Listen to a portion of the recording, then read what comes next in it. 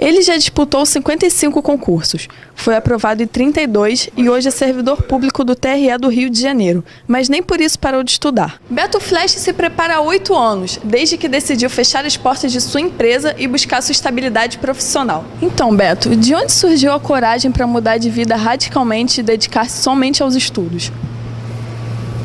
Resiliência.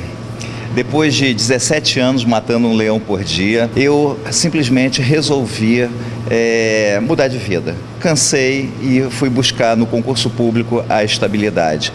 Então, quando você resolve mudar de vida, isso não pode ser brincadeira. Você tem que, de fato, levar esse propósito a sério. É, antes de mais nada, uma filosofia de vida. O concurseiro, ele, de fato, tem que se dedicar quase que exclusivamente a isso. E no começo você imaginava que ia participar de tantas seleções, mais de 50, esse era o seu objetivo?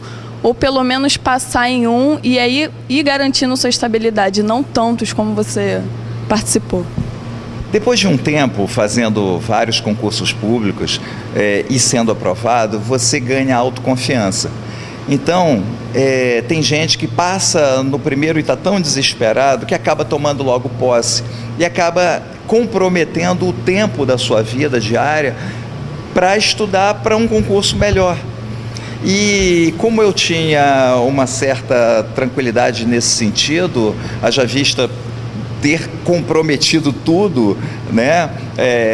A noiva, o carro, as baladas e até mesmo o trabalho só para me dedicar para concurso público, eu, quando comecei a passar, eu fui passando em vários, porque diante daquelas matérias correlatas, quando você passa num, você passa em mais um, em mais um, em mais um.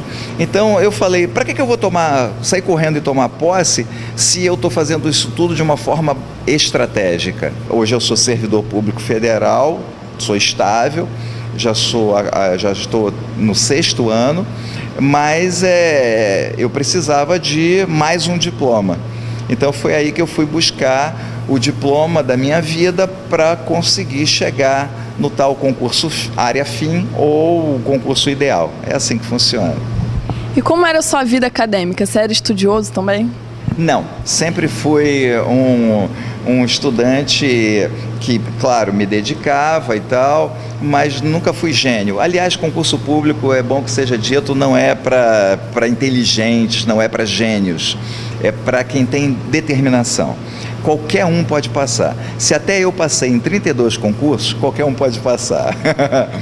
Existe aquele concurso mediano, aquelas pessoas que têm intelecto mediano e que se dão melhores do que outras pessoas que são inteligentes, mas que acham que porque são super inteligentes vão chegar já no concurso público e já vão sair gabaritando, entendeu, a prova. Isso não funciona assim.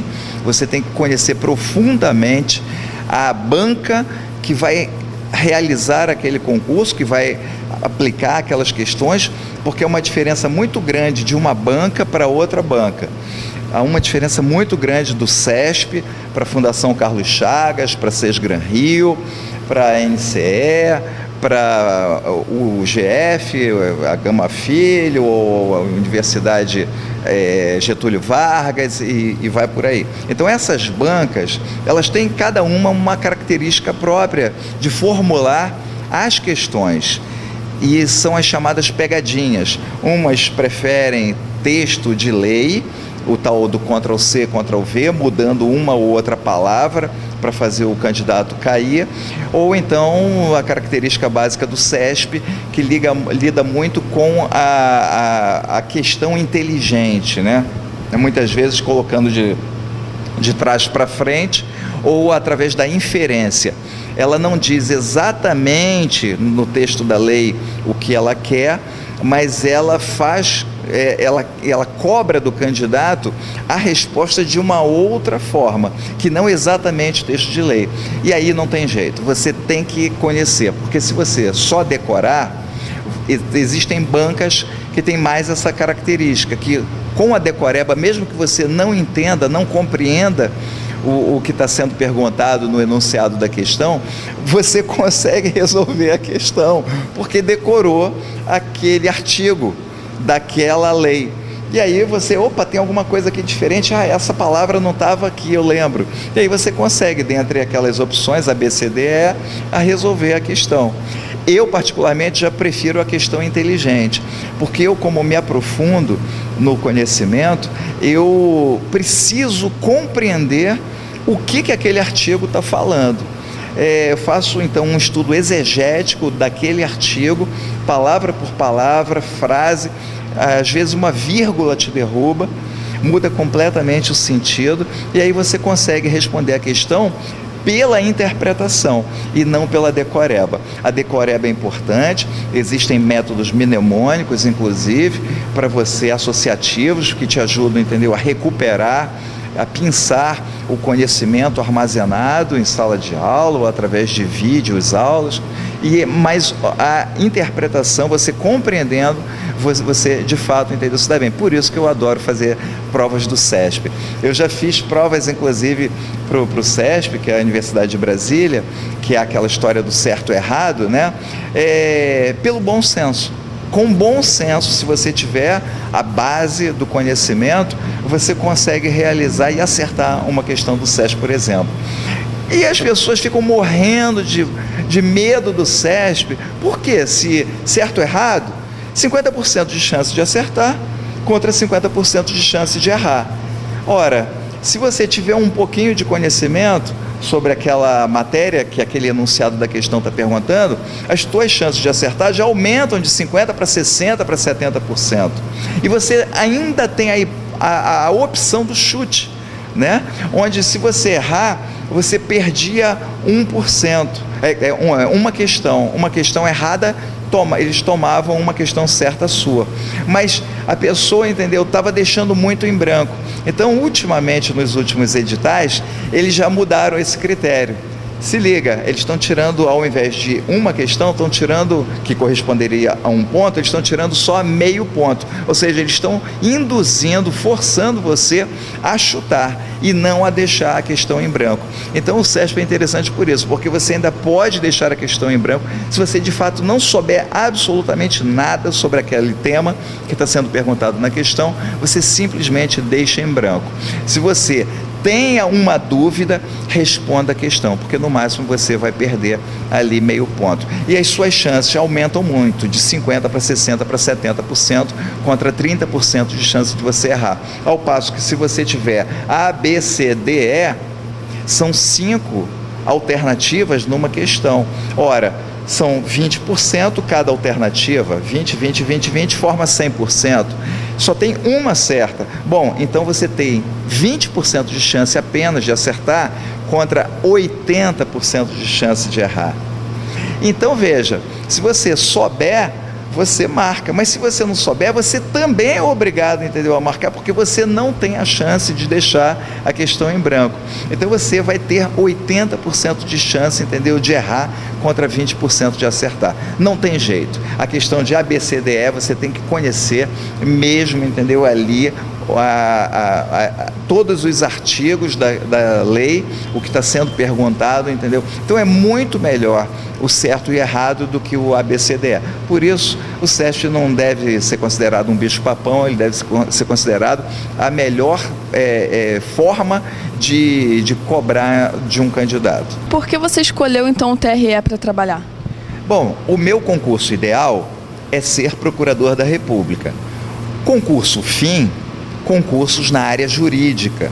Mas tanto concurso fim quanto concurso ideal, eu precisava do diploma de bacharel em Direito. Então, como é que eu vou fazer? Eu vou ficar num concurso, num tribunal, num cargo, que seja um concurso intermediário, mas que me dê uma certa tranquilidade para eu poder estudar para o meu concurso ideal. Foi aí, então, que eu optei pelo TRE. Então, ao longo desses 5 anos e meio, que eu estou lá como servidor público federal do Tribunal Regional Eleitoral do Rio de Janeiro, inclusive é uma das minhas vocações Porque não foi assim, eu vou ficar nesse e pronto, só porque é o mais interessante, porque tem menos quantidade de processos, ou é o que eu me identifico mais. Não, foi vocacionado. Antes disso, eu havia sido, durante 12 anos consecutivos, presidente de sessão eleitoral. Eu havia trabalhado na Justiça Eleitoral como funcionário público honorífico, dando a minha contribuição como cidadão. Então eu já tinha essa afinidade com a Justiça Eleitoral, mas caiu como uma luva, porque dentre todos os concursos que eu fiz da área tribunais, eu passei para o TRT, para o TRF, para o MPU, Ministério Público da União, que é matéria correlata, e para o TRE. Inclusive, eu optei pelo TRE para ter essa certa tranquilidade, que era justamente o tempo da faculdade.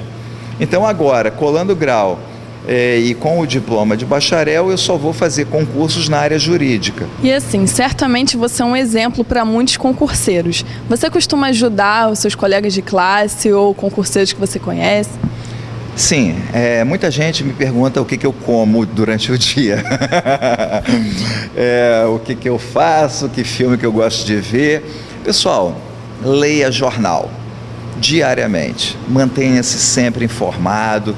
É impressionante como é que você, com uma simples leitura diária dos principais jornais, você adquire um conhecimento necessário para realizar, por exemplo, uma prova discursiva, uma redação, e isso é vital na hora da classificação. Beto, obrigada pela entrevista, sucesso na sua vida e parabéns. Muito obrigado, então. Então fica a principal dica aí. Quanto mais você estudar, mais você vai descobrir que você não sabia nada. Mas isso já é uma vantagem diante do seu concorrente. Ou seja, o simples fato de você saber disso já lhe coloca em vantagem perante o seu concorrente, que é também um concurseiro. A vaga é sua. Basta apenas que você não desista, afinal de contas, repito, concurso não se estuda para passar, concurso se estuda até passar. Boa sorte, quanto mais você estudar, mais sorte você vai ter.